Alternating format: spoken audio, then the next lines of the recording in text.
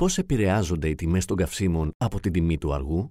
Το βλέπεις στην τηλεόραση, το διαβάζεις στις εφημερίδες και στο ίντερνετ. Η τιμή του αργού πετρελαίου μπορεί να σημειώνει συχνά μεγάλες διακυμάνσεις. Ωστόσο, αν η τιμή του αργού πετρελαίου αλλάζει, γιατί δεν αλλάζει αντίστοιχα και η τιμή που πληρώνουμε για να εφοδιάσουμε το αυτοκίνητό μας? Λοιπόν, το κόστος του αργού αποτελεί μόνο ένα μέρος της αξίας που πληρώνουμε κατά μέσο όρο στην αντλία. Σε κάποιες χώρες, αυτό δεν είναι παρά μόνο το 1/4 περίπου της τελικής τιμής. Το ποσό που πληρώνουμε για τη βενζίνη, το ντίζελ και άλλα καύσιμα εξαρτάται από διάφορους παράγοντες, πολλοί από τους οποίους είναι σχετικά σταθεροί και δεν αλλάζουν αναλογικά με τις τιμές του αργού πετρελαίου. Στο μακρύ ταξίδι του αργού από την εξόρυξη έως την αντλία, μία πτώση της τιμής του περνά μέσα από πολλά ενδιάμεσα στάδια.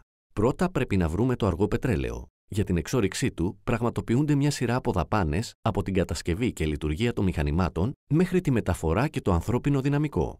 Το αργό πετρέλαιο πωλείται σε ανοιχτές και διαφανείς αγορές. Στη συνέχεια, το αργό πετρέλαιο διηλίζεται για να μετατραπεί σε καύσιμο για τα αυτοκίνητά μας, τα αεροπλάνα, τα τρένα και τα πλοία, καθώς και σε πολλά άλλα προϊόντα καθημερινής χρήσης.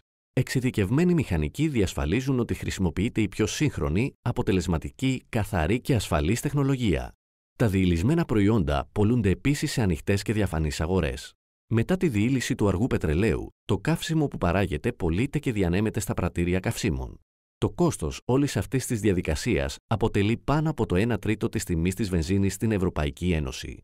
Για το ντίζελ το ποσό αυτό είναι λίγο μεγαλύτερο, ωστόσο δεν αντιπροσωπεύει ούτε το μισό της τιμής που πληρώνουμε στην αντλία. Το μεγαλύτερο μέρος αναλογεί σε δασμούς, ειδικό φόρο κατανάλωσης και ΦΠΑ. Ο ειδικός φόρος κατανάλωσης, το μεγαλύτερο ποσό από αυτούς τους φόρους, στις περισσότερες ευρωπαϊκές χώρες είναι σταθερός και παραμένει αμετάβλητος ανεξάρτητα από την τιμή του αργού. Επιπλέον, οι φόροι αυτοί διαφέρουν από χώρα σε χώρα, αλλά και ανάλογα με τον τύπο του καυσίμου. Γι' αυτό και οι τιμές είναι τόσο διαφορετικές στην Ευρώπη από χώρα σε χώρα.